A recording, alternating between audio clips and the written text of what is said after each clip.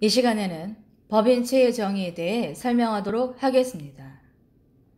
목차입니다. 세계의 고유 영역 링 경계선 지키기. 법인인감도장은 곧 회사를 나타낸다. 주주 구성 및 이사 회의록. 주식회사 법인의 의미. 성공의 그림 나와 너에 대해서 보도록 하겠습니다. 보통 법인체 공부를 하기 위해서는 일반적으로 대학교에서 경영학을 공부합니다. 경영학을 공부하는 데 있어서 평균적으로 전공 과목을 4년 동안 공부하고 또 이후 석박사학위를 위해 2년 동안 공부해서 총 6년 동안 경영학을 공부합니다. 그런데 그렇게 공부를 해도 법인체가 무엇인가에 대해서 그림을 그려보라 하면 대부분 명쾌하게 그릴 수 있는 사람이 거의 없습니다. 법인체를 작은 칠판에 여백안에 그려내보아라. 6년 동안 공부한 것을 이 속에 모두 한 번에 표현해봐라 하면 과연 몇 명이나 단순 명료하게 그림을 그려낼 수 있을까요? 하루 종일 고민해서 그림을 그린다고 해도 칠판에 빼곡하게 내용을 채우기만 하고 명쾌하게 표현을 못합니다. 일반적인 설명 방법으로는 칠판이 부족하다고 느낄 텐데 어떻게 제대로 풀어낼 수 있을까요? 많은 사람들이 법인체를 한 번에 정의할 수 있는 그림을 그리는 것을 어려워합니다. 그러나 정확히 법인체가 무엇인가를 아주 간단하게 표현할 수 있는데요. 바로 이 그림입니다. 법인체는 어떤 것인가? 바로 경영을 하는 것입니다. 경영은 무엇을 하는 것인가? 바로 이윤을 창출하는 것입니다. 이 그림을 보면 누구라도 쉽게 법인체를 이해할 수 있는데요. 이건 링입니다. 링 3개가 이렇게 합해지고 이 링의 3개가 합쳐진 중앙 부분을 핵이라고 합니다. 첫 번째 링은 사회인이 알 권리입니다. 두 번째 링은 주주가 알아야 할 권리이고 세 번째 링은 회계사가 알아야 할 권리입니다. 그리고 핵은 바로 최고 경영자를 뜻하죠. 이 링 3개가 합쳐진 것이 바로 법인체입니다. 주주가 알아야 할 권리의 링 내용은 주주밖에 모르는 부분입니다. 다른 사람이 이 영역의 내용을 알면 그건 잘못된 회사죠. 마찬가지로 사회에는 사회인이 알 권리의 링 내용만 아는 것이고 회계사 역시 회계사가 알아야 할 권리의 내용만 아는 것이죠. 각자의 범위 안에 있는 사람들은 모두 아는 것처럼 보이지만 이 그림과 같이 제각각 아는 범위가 다릅니다. 각 영역 사이에 이렇게 경계선이 있는 것이 법인체입니다. 3개의 링이 모두 겹치는 부분, 그 중앙에 핵이 존재하고 이 핵은 최고 경영자의 위치입니다. 그런데 이런 법인체에 대해 공부를 제대로 못한 사람이 법인체를 운영하면 어떤 일이 벌어질까요? 주주가 자신의 영역을 벗어나 다른 영역으로 넘나들고 회계사가 자신의 영역을 벗어나 다른 사람이 알 권리의 링 속을 마음대로 넘나든다면 과연 그 회사가 정상적으로 운영이 될까요? 곧바로 엉망이 될 것입니다. 각자의 영역을 제대로 지키지 못하는 것은 회사가 아니죠. 회사라는 것은 전체적인 정의와 회사 운영에 대한 것이 무엇인가를 정확하게 알아야만 성공하는 경영을 할 수 있습니다. 경영은 사실 아무나 할 수 있습니다. 누구나가 법인을 설립하면 경영을 하는 것을 할 수 있겠죠. 문제는 성공하는 경영을 하느냐, 실패하는 경영을 하느냐의 차이점을 스스로가 알아야 된다는 것입니다. 회사라는 것, 경영이라는 것을 제대로 모르면 각자 주어진 영역이 있는데도 링과 링 사이를 마음대로 넘나들 것이고 각자의 영역을 지키지 않고 회사를 운영하면 결코 성공 경영을 할 수 없습니다. 경영이라는 것은 원칙이 지배하는 것입니다. 원칙을 벗어나면 무조건 실패하게 되어 있는 것이 회사 운영의 세계죠. 성공하는 경영 중 하나가 공개하는 것인데요. 공개를 한다는 것은 어떤 공개를 말하는 것인가?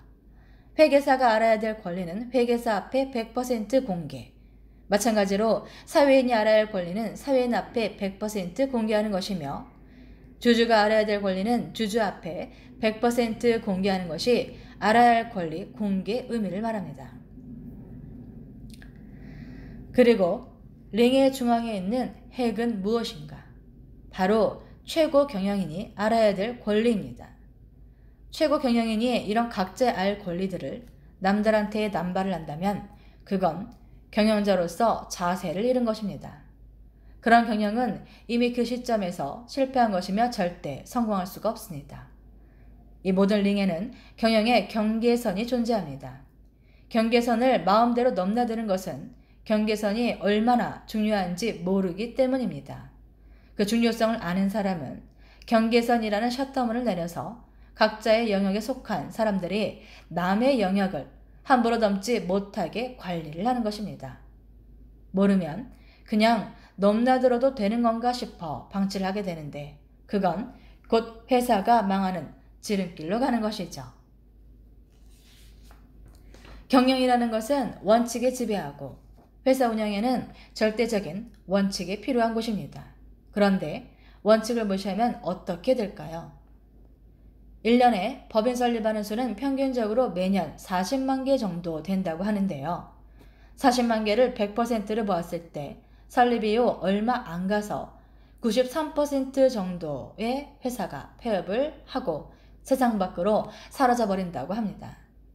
7년 동안 살아난 회사는 고작 1% 정도밖에 되지 않는다고 하네요. 법인 설립 후에 몇 년 만에 실패하여 사라지는 93%의 회사는 어떤 부류인가? 기본적인 회사 운영 방식이 없는 사람들이 운영한 회사가 대부분입니다. 기본적인 운영 방식, 즉 원칙이 없는 사람들이 경영하는 회사가 이 험한 세상을 살아남을 수 있을까요? 절대 살아남을 수가 없습니다. 하지만 원칙을 지키는 회사는 오래도록 살아남고 성공할 수밖에 없죠. 그래서 회사라는 것은 기밀이 요하는 부서에서 종사하는 임직원들이 모두 기밀보호 유지 각서를 쓰고 근무를 합니다. 업무차 다른 영역으로 넘을 수밖에 없을 때는 최고 경영자의 승인 하에 그 일에 대한 기밀보호 유지 각서를 가지고 넘나들게 되는 것입니다. 그러나 자신의 영역 외에 다른 영역에 넘나드는 경우는 거의 존재하지 않으므로 대부분 각자의 영역 안에서 최선을 다해 회사 발전을 위해 기여하게 됩니다. 경영의 원칙을 지키지 않으면 실패하게 되어 있는데 실패하기 바라는 사람은 없습니다. 즉 각자의 맡은 영역, 링의 경계선을 지키게 하고 최고 경영자가 제대로 관리를 하는 것, 그것이 곧 성공의 첫 번째 지름길인 셈입니다. 만약 회계사가 자신의 영역을 벗어나 다른 영역에 알 권리를 침범하려고 할 때 그걸 어떤 주주가 알게 되었다고 치겠습니다. 경영의 원칙을 모르는 주주라면 영역의 경계선을 넘는 그것의 문제점에 대해 가르쳐줘야 하나 말아야 하나 고민하겠지만 경영을 아는 사람은 그 회계사를 보면 화가 날 수밖에 없을 것입니다. 각 영역에 기밀 보장이 되지 않고 경계선 없이 노출되는 순간 회사는 부서지게 되어 있기 때문입니다.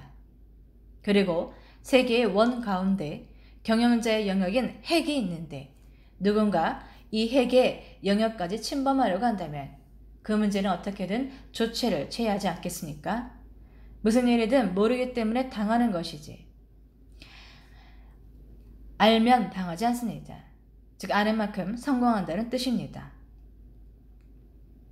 아는 만큼 성공하고 아는 만큼 돈이 됩니다. 내가 아는 만큼만 내 앞에 돈이 주어지는 것이며 내가 아는 만큼 사회적인 직위도 주어지는 것입니다. 내 앞에 큰 직위가 주어졌다고 치겠습니다. 그런데 나중에 뚜껑을 열어보니까 그 직위에 맞지 않게 모르는 것이 많은 사람으로 바로 드러나 버릴 수가 있습니다. 그런 사람에게 누가 높은 직위를 주겠습니까? 회사에서는 직위에 맞지 않는 사람이 있으면 바로 아웃시켜 버리고 맙니다. 말과 행동에서 그 사람의 모든 것이 한 번에 다 보이는 것입니다.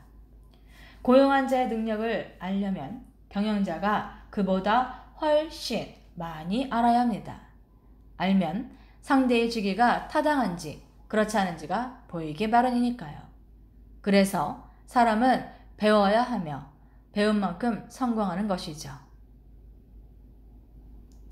보통 많은 돈을 투자해서 회사를 운영하는데 사실 더 큰 투자는 내 시간을 투자하는 것입니다. 회사 운영이라는 것은 내 시간만이 아니고 내 주위에 많은 사람들이 더불어 시간 투자를 하는 곳인데 그런 사람들의 시간까지 다 망가뜨리게 하는 건 아주 어리석은 짓입니다. 심지어 그것이 어리석은 건지도 모르고 회사가 망하면 그것만큼 답답한 일이 또 어디 있겠습니까? 그래서 법인체가 무엇인지 정확히 알아야 합니다. 개인 회사는 사람이 운영하는 것이고 법인 회사는 도장이 운영합니다. 도장을 새길 이름을 무엇으로 할까? 하하 주식회사로 법인 이름을 짓고 싶다고 하면 도장에 그렇게 새긴 것인데요. 이 도장을 인감도장이라고 합니다. 이렇게 법인 회사명을 세 개인 도장을 법무사를 통해 등기소에 등기하면 인감으로서 효력이 발생되는데요. 이 도장은 이제 회사를 대신하는 도장이 되는 거죠. 이 세상에 법인체라는 것이 스스로 존재하나요? 존재하지 않습니다. 법인 도장을 새김으로써 그 법인체라는 존재를 만드는 것이죠. 이 도장을 새기면서 이름을 하하주식회사로 명하고 그 법인을 등기소에 가서 등기 등록을 합니다. 이 도장을 등기하면서 등기부 등본도 나오고 인감증명도 나오는데 법인으로 등록하는 순간 이 인감도장이 사람 역할을 하게 되는 것입니다. 사람이라면 외모에서 넥타이에 시계도 보이고 난방도 보이고 주머니도 보입니다. 사람은 이렇게 보이는데 도장은 보이나요? 도장이 보이려면 사람처럼 옷을 입혀야 되는데 그것이 대차 대조표입니다. 이 도장이 사람이라 치면 어떤 옷을 입고 돈은 얼마나 있고 시계는 찾는지 머리 모양은 어떤지 보고 싶을 때, 즉 그 회사를 보려고 할 때 대차 대조표를 보는 것이죠. 이 대차 대조표를 보면 그 도장, 즉 회사의 모습이 고스란히 드러나기 때문입니다. 도장 이야기로 다시 돌아가서 도장을 하하 주식회사라고 명하고 만들었다고 보겠습니다. 그럼 이 도장을 가지고 신고를 해야겠죠. 법인 회사이기 때문에 주주가 있을 것입니다. 전에는 기본 법인이 설립되려면 자본금을 5천만 원부터 시작을 했습니다. 그러나 이제는 그런 규정이 없어져서 자본금 10원부터 법인 설립을 해서 출발할 수 있게 되었는데요. 미국은 옛날부터 1달러부터 법인 설립 시작을 했는데 우리나라는 기본 법인 설립 규정으로 자본금 5천만 원부터 시작해야 한다는 것으로 계속 유지를 하다가 수년 전에 그 규정을 해제시켜서 지금은 10원부터 아무나 법인 설립할 수 있게 되었는데요. 누가 10원으로 법인 등록을 하겠습니까? 보통 최소한 100만 원 혹은 1000만 원부터 시작할 것입니다. 가령 예를 들어 자본금 100만 원으로 법인을 설립했다고 치면 100만 원은 법인을 설립하는 비용 처리로 금방 없어져 버릴 것입니다. 그러면 자본은 제로가 되어버릴 것이고 그 다음에 회사 운영에 돈이 추가로 들어가면서 마이너스 경영을 하게 되는 것이죠. 그래서 보통 초반 운영 지출비를 감안해서 자본금을 최소 몇 천만 원 이상부터 시작을 하게 됩니다. 주주의 수에 대해서 이야기를 해볼까요?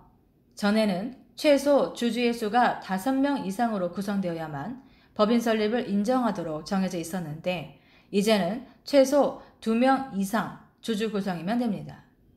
한 명의 주주 구성을 했을 경우 법인으로 설립은 해주지만 정식 인정이 되지 않으므로 개인회사와 똑같다고 봅니다. 그럴 것이 법인이라는 것은 주식회사이지 않습니까? 주식회사라는 것은 혼자가 아니라 여러 사람이 모인 집단을 뜻합니다. 2명 이상 말이죠. 내 개인 인감도장으로 세무서에 가서 신고를 하면 개인 사업자가 나옵니다. 하지만 법인으로 등록할 때는 최소 2명 이상의 주주가 구성되어야 하는데요. 2명의 각 인감증명서 한 통씩, 주민등록등본 한 통씩 준비해서 신고를 하는데 1명은 이사로 하고 1명은 감사로 신고합니다. 여기에서 이사는 대표 이사 겸 이사라고 보면 되는데요. 2가지 역할을 다 하는 셈입니다. 만일 3명이라면 대표 이사, 감사, 그리고 이사로 구성하면 됩니다. 그런데 만약 주주 구성을 2~3사람만 하게 되면 좋은 점이 있는데요. 이사회의록을 작성하지 않아도 된다는 것입니다. 본래 법인회사를 운영하면서 어떤 특정 사안이 발생했을 때 반드시 이사회의록을 작성하게 되어 있습니다.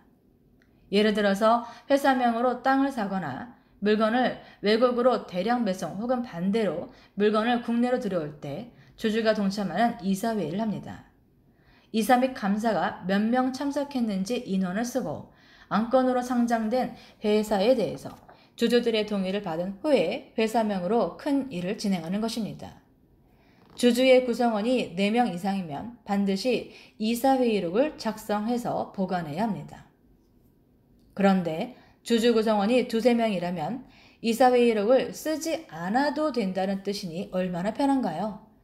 비록 이사회의록을 쓰지는 않지만 내부에선 경영자의 영역인 핵에서는 계속 차곡차곡 모든 진행되는 일들에 대한 기록이 만들어지고 있습니다. 이사회의록을 작성할 때도 역시 좋은 점이 있습니다. 어떤 일을 진행하다가 문제가 터지거나 사건이 되었을 때 전혀 문제로 삼지 않는다는 것입니다. 이사회의록을 작성해서 정식적으로 진행된 일에 대해서는 법적으로 문제를 삼지 않도록 되어 있기 때문입니다. 그런데 4명 이상의 주주 구성원의 회사인데도 이사회의록을 쓰지 않고 어떤 일을 진행했는데 문제가 발생되었다면 그것은 문제가 될 수 없었던 일도 문제가 되어버립니다. 어떤 일이 아무 일 없이 조용히 진행되면 상관없겠지만 사건이 진행될 때는 문제가 되는 것이죠. 그래서 4명 이상의 주주 구성원이 있을 때는 반드시 이사회의록을 써야 합니다. 어떤 회사가 자본금 1,000만 원으로 설립되었을 때를 예를 들어 보겠습니다. 법인 설립하는데 여러 가지 지출 비용으로 150만 원이 들었고 기타 운영 비용 1,000만 원이 들었다고 계산해 보겠습니다. 제품을 구매하는데 2억 2천만 원 정도 비용이 지출되었다고 예시하고 그 다음에 사무집기류를 사는데 5천만 원 정도 비용 지출했다고 하면 합계 2억 8,150만 원이 지출 비용으로 사용되었습니다. 그럼 표면적으로 보았을 때 자본금이 1,000만 원짜리 법인이었으니 마이너스 계산이 되어서 2억 7천만 원 정도가 적자를 보는 회사로 보입니다.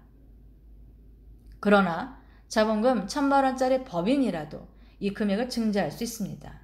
이 금액만큼 증자해버리면 마이너스였던 것이 제로가 됩니다. 그런데 법인회사가 아닌 개인회사라면 이렇게 마이너스 경영이 되었을 때 어떻게 될까요? 개인회사는 자본금을 제외한 2억 7천만 원 정도가 모두 빚으로 남습니다. 그러나 법인회사는 이 마이너스 된 2억 7천만 원의 금액도 자산으로 봅니다. 즉 빚도 자산인 셈이죠. 개인회사는 이 마이너스 된 금액이 계속 빚으로 남아서 끝까지 갚아야 하지만 법인회사는 그렇지 않습니다.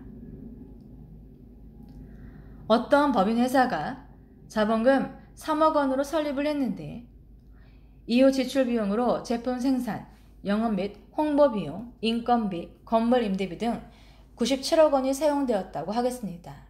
그럼 총 합이 100억 원입니다. 자본금을 제외한 나머지 금액을 적자로 볼 수 있겠지만 회사 운영에 들어간 비용까지 합친 100억 원만큼 주식으로 환산해서 증자해버리면 이건 빚이 아닌 회사의 자산으로 보는 것입니다. 사업을 할 때 개인 사업자보다 주식회사로 사업을 하는 것이 더 좋은 셈이므로 법인을 설립하는 것입니다. 어떤 회사가 빚이 너무 많아서 도산되었다면 이는 회사를 포기했기 때문입니다. 법인회사는 포기하면 망합니다. 그러나 포기하지 않으면 망하지 않는 것이 법인 회사입니다. 개인 회사라면 같은 상황에서 어떻게 될까요? 그 회사의 대표 사업자가 평생 죽을 때까지 그 빚을 모두 갚아야 되겠죠. 하지만 법인 회사가 사업을 포기할 때는 특별한 것이 없습니다. 그냥 100억을 손에 본 것이고 더 이상 지탱하기 힘들어 도산한 것, 즉 스스로 포기한 것뿐입니다. 법인 회사가 도산하면 그 회사의 법인 인감 도장만 없어지는 것이지 그 안에서 일하던 대표이사에게 빚이 생기지는 않습니다. 그러니까 회사가 빚을 진 것이고 사람이 빚진 것이 아니라는 뜻입니다. 그 법인 회사가 빚을 진 것으로 남을 뿐이고 폐업을 하면 그냥 회사의 이름이 빚과 함께 사라질 뿐입니다. 그러니까 법인은 포기하지 않으면 망하지 않기 때문에 개인 회사보다 법인 회사를 설립하는 것이 더 좋다라는 뜻입니다. 6년에서 8년 동안 열심히 경영을 공부했어도 본인이 성공한 사람은 거의 없다고 합니다. 왜 그럴까요? 바로 성공의 답과 실패의 원인을 찾지 못해서 그렇다고 하는데요. 그럼 성공할 수 있는 답은 무엇일까요? 간단하게도 성공할 수 있는 길의 답은 2개뿐입니다. 성공하는 사업가들은 이 2가지를 잘합니다. 바로 저지르고 수습하는 것.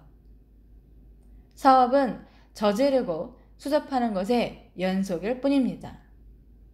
어떤 일을 저지르기만 하고 수습을 못하면 사기꾼 소리 들으니까 다들 악착같이 일을 해결하는 것입니다. 수습도 저질러야지만 할 수 있는 거 아닌가요? 시작이 되어야 성과가 있는 것입니다. 사람에 따라 조금의 차이는 있겠죠.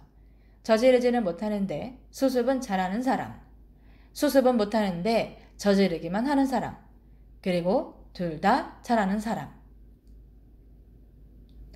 성공의 그림은 동그라미입니다. 실패의 그림은 네모난 돌멩이입니다. 어떤 사람의 그림이 네모로 되어 있다고 본다면 이 사람은 실패할 수밖에 없습니다. 왜일까요? 각 모서리마다 모가 나 있기 때문에 성공할 수가 없는 것입니다.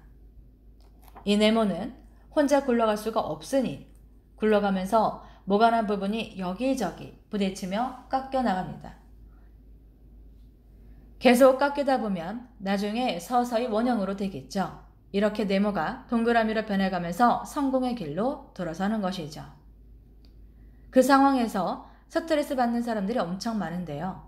사업을 하는 데 있어서 어떤 일을 저지르는 법을 모르고 사업하는 사람은 더욱 힘이 들 것입니다. 사람은 여기저기 부딪힐수록 강해지고 부딪히다 보면 성공의 원형으로 바뀌어가는 것입니다.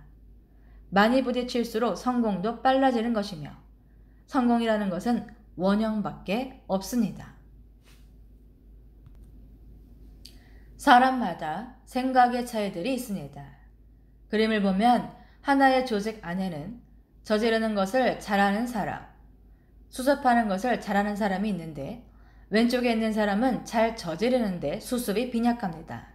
반대쪽에 있는 사람은 수습을 해주면서 보완해주고 있습니다. 이것을 보완작용이라고 합니다. 성공을 잘할 수 있는 사람은 어떤 사람인가? 서로가 장점만을 얘기하는 사람, 장점만은 높이 평가해주고 상대방의 단점은 서로 보완해주는 것. 이 그림이 나오면 성공에 가는 것입니다. 회사에는 경영자를 내조하는 식구들이 있는데 적은 곳은 10명 정도밖에 없겠지만 세계적으로 많은 종업원을 고용하고 있는 회사는 170만 명 정도 되는 곳도 있다고 합니다. 경영자가 왼쪽 면이고 종업원이 오른쪽 면이라 치겠습니다. 나와 너 1대1 구조. 여기서 경영자가 부족한 부분을 지시하고 그날 해야 하는 일들을 지휘합니다. 그래서 나와 똑같은 사람보다 어떤 사람이 많아야 할까요? 바로 나를 보완해 줄 수 있는 사람이 많아야 합니다.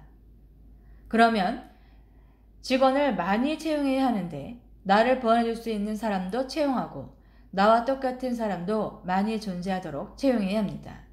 그렇게 해서 원만한 밸런스를 맞춰야 하는 역할을 가진 자가 바로 핵에 존재하는 최고 경영자입니다. 이런 기본적인 것들도 모르고 경영자가 되면 백발백중 실패자가 될 수밖에 없습니다. 성공할 수밖에 없는 나를 만들기 위해서는 성공의 원칙을 알아야 합니다.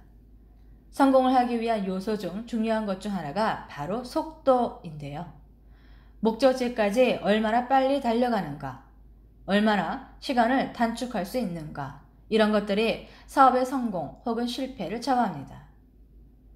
성공의 원칙을 알면 목적지까지 가는데 걸리는 시간을 단축할 수 있으며 단축한 기간만큼 들어가는 지출 비용까지 줄일 수 있으니 일석이조 아니겠습니까?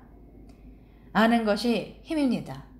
모르고 운영하다가 잘 안되면 털어버리고 사업을 접어버릴 수 있겠지만 많은 시간과 돈을 투자했는데 어금니를 꽉 물어서라도 성공의 목적지까지 가야 하지 않겠습니까? 성공의 원칙, 세계의 고유 영역 링 경계선 지키기, 저지르고 수접하기, 나와 너가 함께 합동협심하여 문제 해결해 나가고 서로를 보완해주기. 이 원칙들을 알고 잘 지키면 누구나 성공하는 회사를 꾸려나갈 수 있을 것입니다. 이것으로 법인체의 정의에 대한 설명을 모두 마치도록 하겠습니다. 감사합니다.